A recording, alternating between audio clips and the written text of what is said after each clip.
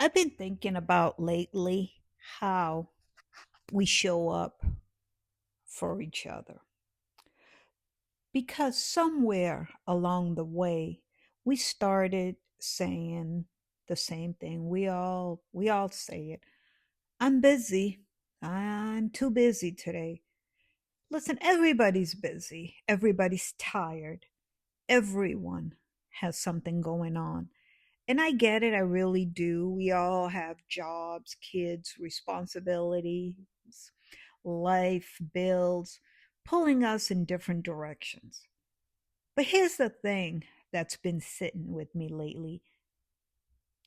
We all get the same 24 hours in a day, whether you're rich, poor, in between, whether you're Oprah, Bill Gates, whatever it is.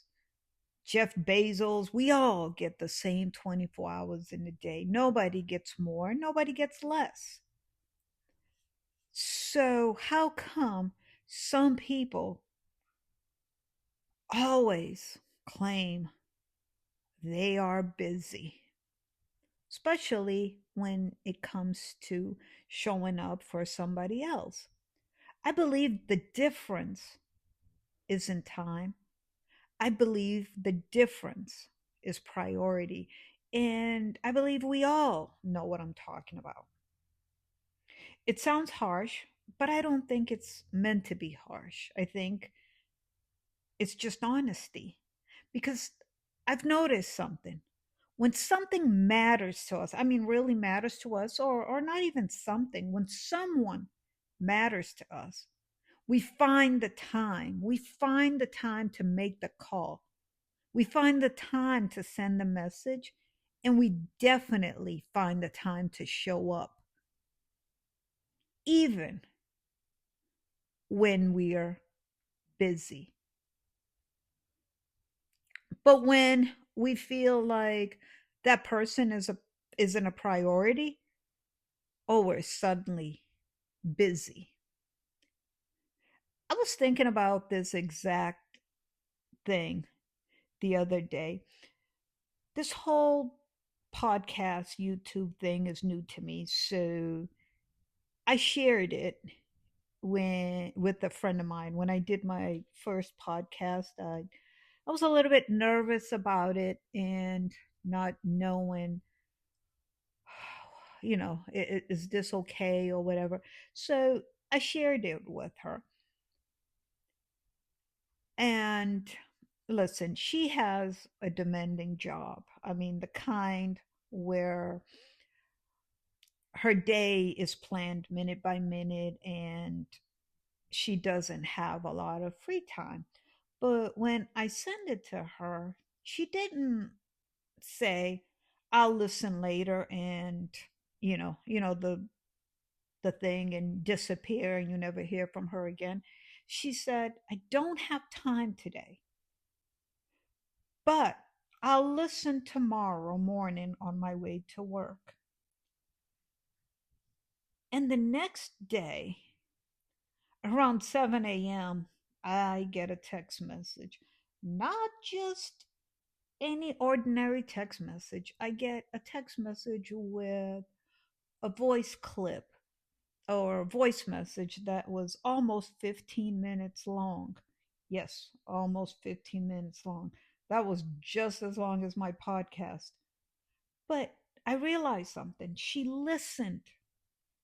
Not only did she listen, she sent thoughtful feedback, real feedback, the kind where she actually paid attention. And I remember thinking, well, she's a bit crazy. But this woman probably had a million other things she could have listened to that morning or do. There's music, there's sometimes silence, anything. But she remembered that I asked. And that is what showing up sometimes looks like. It's not, "Let me drop everything right now." Not, being available every second that somebody calls on you. It's just about being intentional. And that made me think about something else. Sometimes we all have heard this, we hear it all the time. We talk about, oh, it takes a village to do that. We need a village. We talk about community, family, friendship. Oh, it takes a village, right? But somehow it feels like the village is under construction lately because we communicate through likes, text messages, quick replies. Since we have so many ways of connecting to each other, I feel that we are more disconnected now than ever. We say quickly when you hear somebody's going through something, if you need anything, let me know. And it feels like the job is done. Oh, now we can move on. We did what we have to do, or we said what we had to say. But sometimes people that's going through tough times or dealing with something, sometimes they don't know how to ask for help. Sometimes they just don't know what they need. And sometimes they don't want to feel like a burden to others. And I learned that the people who quietly shows up are the ones that you least expect. They're the people that quietly will do something even without you asking.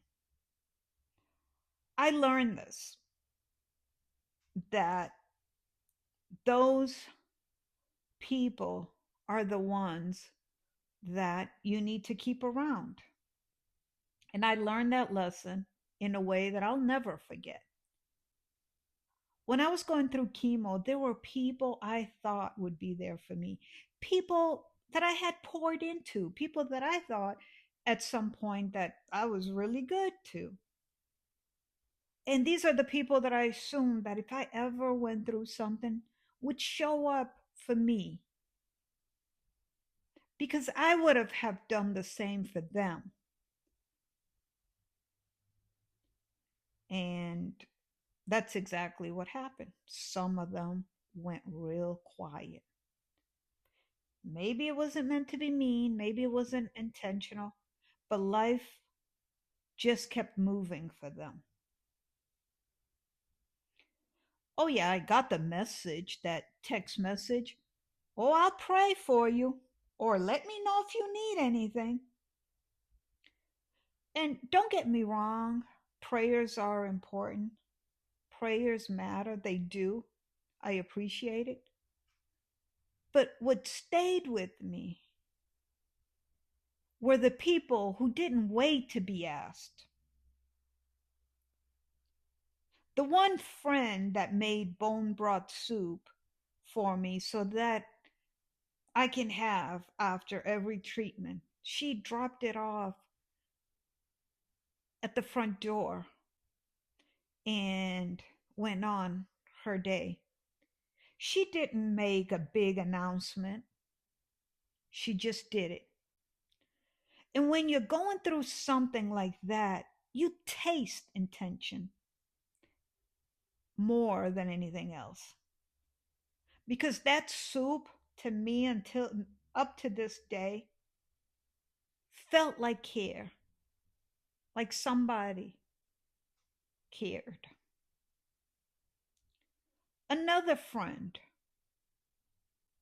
that's also my neighbor, on weekends when she made dinner for her family, sometimes she would make enough for my family and drop it off. And she would include thoughtful gifts along with the dinner, a coloring book to keep my mind occupied during chemo, warm socks, things with special, meaningful message on them.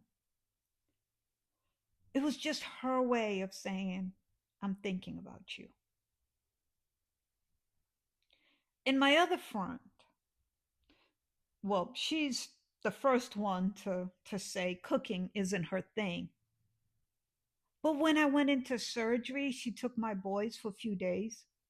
She took them to practice, kept them busy, made sure they weren't sitting home worrying about me. She didn't drop off food or soup or anything else. She helped in another way that made a big difference. And that mattered just as much. None of these ladies owed me anything. And that's the part that stays with me because I learned that kindness isn't earned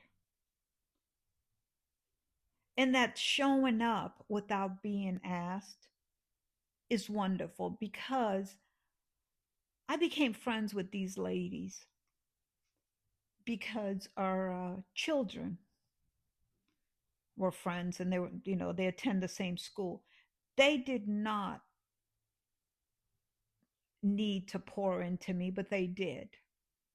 I will never repay their kindness, but all I can do is pay it forward. And that's why this conversation matters to me. Because sometimes the people who show up the loudest are the ones that are quiet in words. They don't text and say, "Hey, do you need anything?" or anything else. They just do it. And sometimes the people you least expect becomes the one who carry you through your darkest days. It makes you think, doesn't it? So my question is, how do we deal with certain people moving forward? How do we handle relationships where the effort is never or will ever be equal? Do we keep pouring into them the same way? Do we pull back? Do we teach them a lesson? I don't think it's about punishment or keeping scores. I think sometimes it's just about being aware of where you stand in certain people's life. Because we all know some people are givers and some are takers. And takers don't usually have limits. As long as you keep giving, they will keep taking. So maybe the answer isn't confrontation. Maybe it's just adjustment. Maybe it's adjusting how you move with certain people. And once you do that, that's when you will get, oh, she changed, or he changed, or she's not the same person. You're damn right, I'm not the same person. I move differently. My energy towards you is different. Maybe it's quietly recognizing where you stand in somebody's life without anger, without drama, with just clarity. And this kind of brings me back to something simple about making time. Making time does not mean I have hours and hours to give you. And it doesn't mean some grand gesture. It means sometimes just an hour once a month, a phone call, a text. I have a small group of women. Technically, I guess we're family by marriage, but honestly, we've become friends. I believe good friends. We don't get together as often as we should, But every so often, we get on a call. We call it a conference call. We talk for maybe about an hour or so. Sometimes it's all four of us, sometimes it's three. There's never an agenda, no gossiping. We just catching up, laughing, talking about nonsense. Afterwards, I think if you ask one of us what we talked about, we probably couldn't tell you. But I definitely know that we will remember that we laughed a lot. And sometimes that's enough. Sometimes you need that hour to reset everything. I find it funny when people say they're too busy, but in the same sentence will say, "Oh, I gotta go. I have to watch my 8 o'clock TV program, and I just want to scream like record it, watch it later." We're in the age of streaming. We're not 10 years old waiting for Saturday morning cartoons anymore. The bottom line, the point is, we make time for what and who feels important or is important. And the truth is, time is the only one thing none of us know how much of it we have left. Which is why I always find it interesting that people will take a day off to attend a funeral, but couldn't make time to see that person when they were alive. Hey, I'm not saying funeral is not important, I'm not saying closure is not important. And it's not judgment. That's just something we're thinking about. This isn't about guilt or pointing finger. We all have seasons where we're stretched thin. We all drop the ball sometimes. I know I do. But sometimes we need to consider other people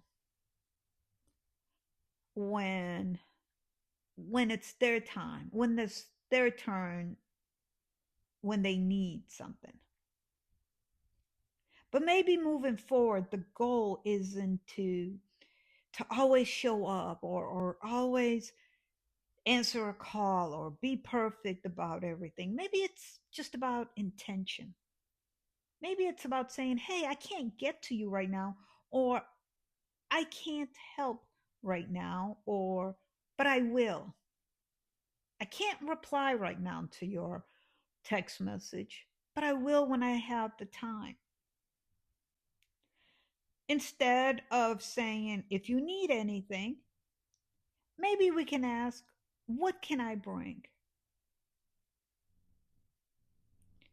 Instead of waiting to be asked, maybe we just show up when we can and do what we can. Because sometimes being there for someone is uncomfortable and it requires our time and energy. And that's exactly why it matters. I'm not preaching here because I'm learning this as I go along. I'm also learning to protect my own energy. If someone constantly treats me like an option, from now on, I'm going to move differently. Not out of anger, not out of,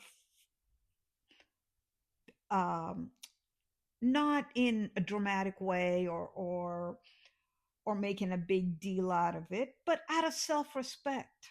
Respect for me, respect for my energy, respect for my time. Because, like I said before, we all get 24 hours a day. Because appreciation goes both ways. And when someone makes time for me, I notice, I value it. And here's something else I think a lot of us recognize but don't always say. You ever notice how some people only remember your number when they need something? And it's funny because it never starts with with them asking what they want. It usually starts slow. You run into them somewhere and suddenly, oh my god, they're so happy to see you. You know, that big smile. They decide to, hey, let's catch up. Then the next day you might get that text message, hey, how you been? We should get together soon. How's the family? And for a minute you start thinking, oh, this is nice, we're reconnecting. You start chatting again, back and forth. A few days later goes by. There it comes. The favor, the request, the thing they actually needed all along. And once you help, or once they get what they want, silence again until the next time they need something. I'm not saying this with anger. I think most of us has been on both sides of this at some point in our lives. Sometimes people reach out because they don't know how to ask directly. Sometimes they don't even realize they're doing it. But at some point, you notice the pattern. You notice the people. We all know the people that I'm talking about, you know? And there's also some people that feel that their time is more valuable than yours. If you ask them a little something, oh, they're too busy. Oh, I don't have time for that. You have all the time in the world, but I don't have time. I'm sorry. I think we both get the same amount of time in a day. So what do we do with that type of people? You know, do we just go ahead and call them out the next time they reach out? Do we say nothing? Do we cut them off? I don't think it has to be that dramatic or that drastic, but I think it's something we all need to stop and think about. And we don't have to stop being kind. We just have to stop overextending ourselves to everybody. Listen, I've learned that not everybody deserves the same version of me or the same amount of energy. You stop confusing access with closeness. Not everyone who has my number has earned my energy. Moving forward, it will never be about confrontation, but I learned that there has to be a balance. You help when you genuinely want to, not because you feel obligated, not because, and also not because of disappointing somebody. And you pay attention to those who show up when there's nothing to gain. Those that shows up when they could never get something back from you. Those are the people worth keeping. And let me say something honestly here, because I think we all know this feeling at one point or the other. I think we had to deal with someone like this. And at some point, we have to stop pretending we don't see it. We can all recognize the people who show up when they only need something. And if we're honest, sometimes we've probably seen that person too at different times in our lives. Friendship is supposed to feel natural. It's not a scoreboard. It's not. I did five things for you and you did three for me. That's not what I'm talking about. I'm talking about the people who do nothing, that never does anything for anybody, but always have their hands open. And it's just not with you. That's how they move through life. That's the type of people they are. Until someone comes along that they decide is important enough, and suddenly, oh, they're no longer busy. They will have time, energy, effort, or and everything else. And that's when you realize it's not about being busy, it's about choice and priority. And before anybody points it out, I know what the Bible says about forgiveness. I believe in that. I respect that. I've tried that with some people. But at the end of the day, we're also human. There's only one person who walked this earth perfectly, and it wasn't me. I don't know if it's you, but it's definitely not me. At some point, constantly turning the other cheek stops feeling like grace and starts feeling like you're ignoring your own feelings. And that's not healthy either. Because protecting your peace doesn't mean you've stopped being kind. It means you stopped pretending not to notice. You start giving off, or not giving off, but maybe giving the same energy that you get. If someone doesn't have time for you, if they can't meet you halfway, then maybe the answer isn't anger or confrontation. Maybe it's simply adjusting how much access they have to you. No punishment, no revenge, just honesty. I can still wish you well, I can still be kind, but I'm not going to keep pouring into a space where nothing ever pours back. And that doesn't make me or you or anybody else bad. It makes us again human. And I want to say something else, because this isn't just about friendships. This shows up in every kind of relationship. Relationship with family members, with coworkers, parents and grown children, even marriages sometimes. It's about patterns. It's about the mother who shows up for everything. Babysitting the grandkids, the rides, the holiday dinners, the last minute, can you help me with this or that? Always saying yes because that's what mothers do. And then one day, when she needs something or even just time, the phone gets quiet. Everybody is just busy. Not because people are bad, life gets busy. People assume she's strong, people assume she's fine, but silence still feels like silence.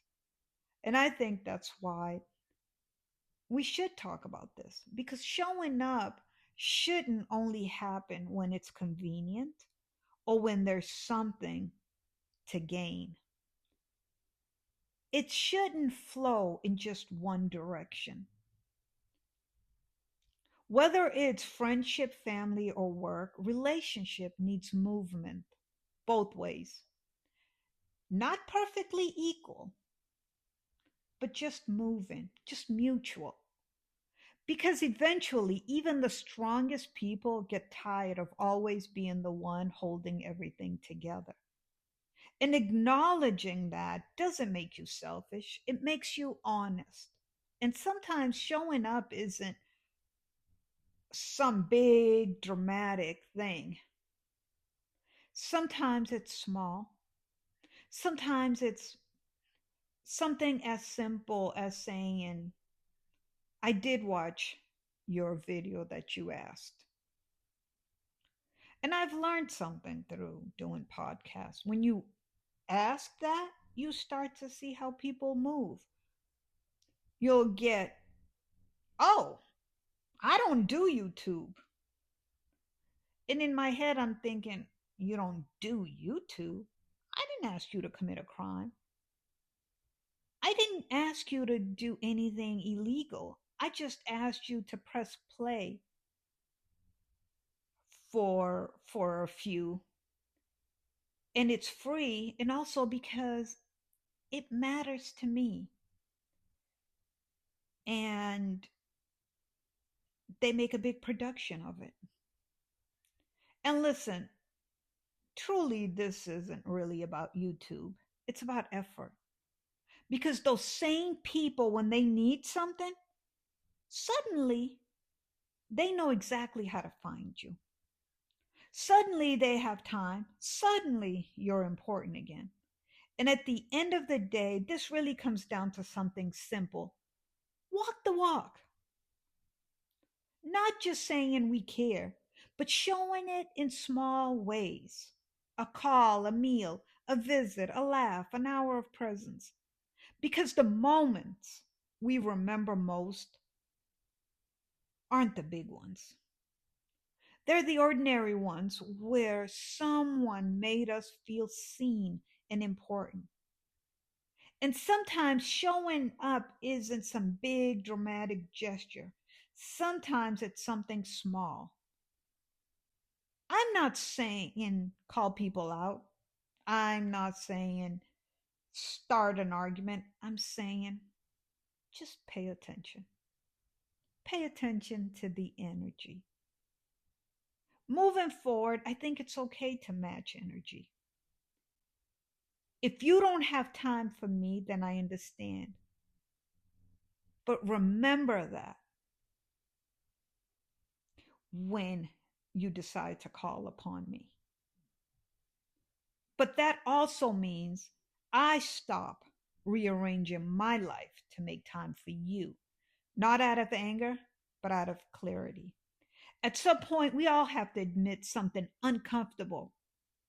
We're human, we get tired, we have feelings too. Maybe the goal is learning where love is mutual and where we need to step back and protect our peace. Maybe we need to show up for those that show up for us and match the energy of the rest. I'm Milu. Thank you for spending this moment with me. If this moment made you think, please subscribe, like, and share your own moment in the comments. And it's always remember, moments matter. I'll see you in the next one.